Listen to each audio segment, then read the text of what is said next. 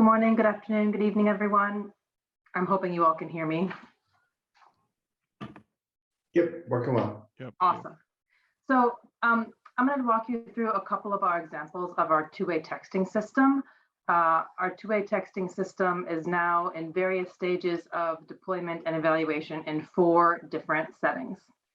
So 2WT is how we approximate our acronym for two-way texting, and it's a CHT toolset supporting hybrid manual and automated text.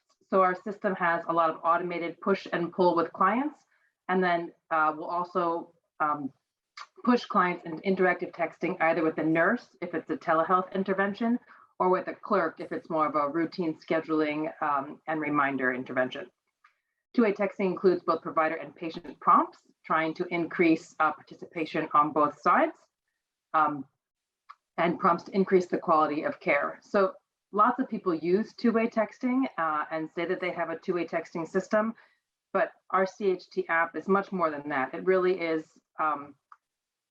somewhere in between telehealth and integrated concierge reminders and appointment reminders with clients.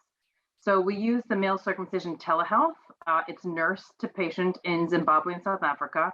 And we use our two-way texting for HIV care retention in Malawi and Zimbabwe. Please go ahead.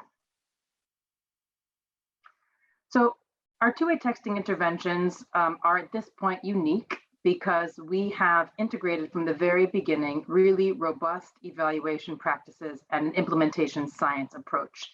And that just means that from the beginning, we used both quantitative, like numeric, and qualitative with usability and interviews to make sure that our app is very much using a human-centered, user-centered design process, iterating with the healthcare workers and patients to make sure that it's the right application created in the right way for the right place at this time. So our initial research on two-way texting in Zimbabwe was for male circumcision follow-up. Typically, male circumcision follow-up is in person. Men are required to come back for multiple in-person visits to assess healing. But instead, what we did in a randomized control trial was to test whether SMS, whether two-way texting follow-up was just as efficient and safe for men. When we finished our randomized control trial, we figured out that we had reduced the workload by 87%, maintained safety, doubled adverse event recognition, which means we actually found more adverse events, which sounds bad, but it's actually great because we found them, and we lowered costs by about $2 per patient. We took that to the Ministry of Health, who had been involved since the beginning, and they liked it. And as a silver lining of COVID, they actually were really excited to keep men out of clinics, and so had approved it for national scale-up. Our project in Malawi, however, is only in 32 different static sites across, I think we're in 11 provinces, I could be wrong. And we've had a pretty slow scale up, which maybe we can talk about in some of the Q&A. But right now we've enrolled around 5,000 men as part of routine practice. It is still dramatically reducing visits. It's keeping men safe, and both the providers, because they're nurses, and the men have been very, they found it very usable and acceptable.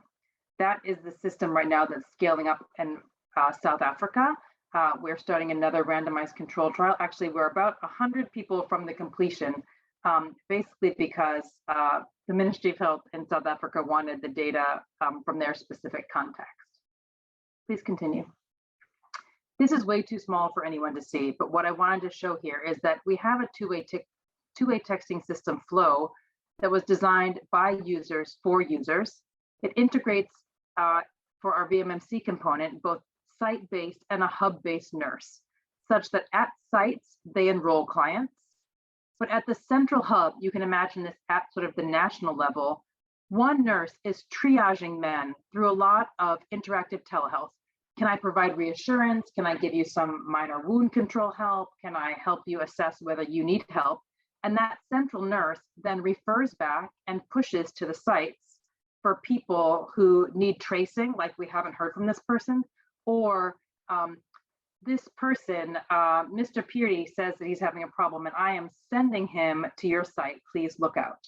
So in this way, we've actually tried to remove even more of the burden from the sites at the moment trying to see if this will work better for a scale-up context. In Zimbabwe, it shows promise, and we are testing this starting in June in South Africa.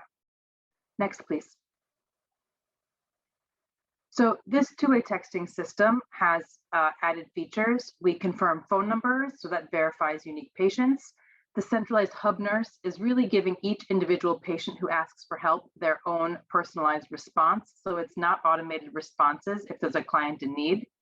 The daily care prompts encourage men really to engage with health, and the men really seem to appreciate. It's not a how are you doing?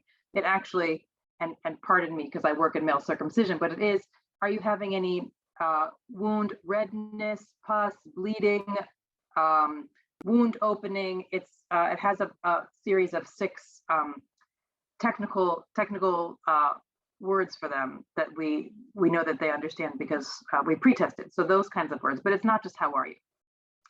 In South Africa and Zimbabwe, we're trying to integrate with Africa's Talking to make the system work more streamlined. And integration with Rapid Pro is another open source tool that just speeds the efficiency and utility of the two-way texting.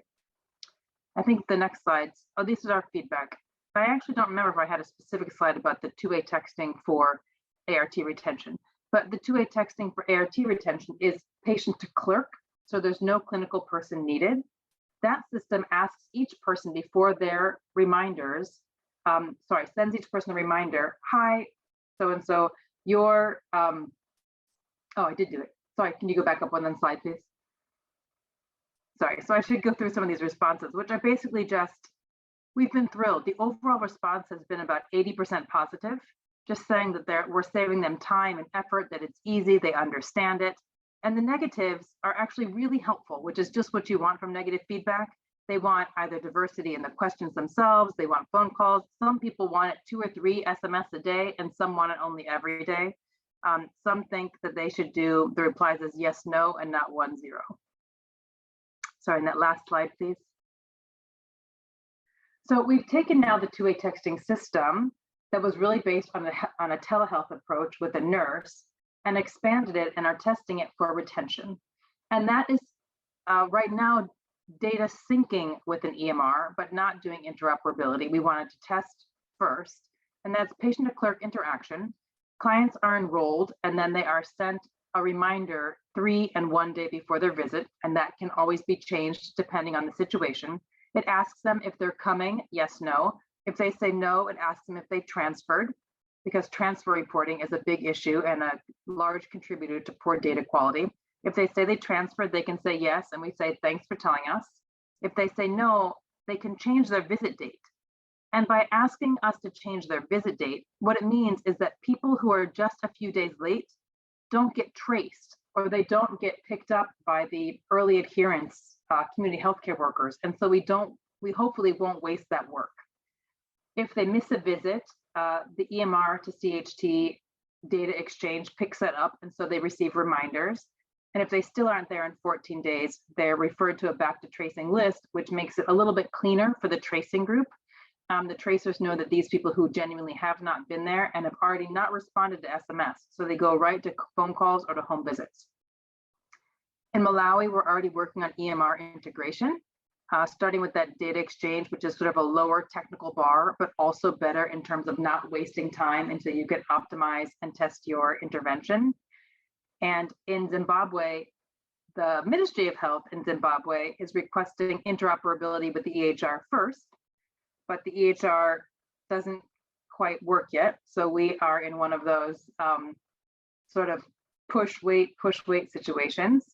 And we are hoping to leverage some of these findings for a mobile EMR project that we're starting in Malawi, that we started 3 weeks ago, the CARES intervention, which is community-based adherence, retention, and treatment. It will be mirroring what the Malawi static site EMR provides, which is an integrated, comprehensive visit in the static site with high quality monitoring and evaluation for clinical care in the offline, unconnected community setting. And that will have a barcode. So one of our best new features, both for two-way texting for retention in Malawi and soon for our mobile EMR, is the barcode scan. In Malawi, patients on their health passports have a barcode, a unique Malawi ID barcode, and being able to read that will really improve enrollment. It will improve case finding, such that if you scan their barcode, then you can find them in your system. And we're really looking forward to testing and scaling that up. Do I have another slide? I think that might be it.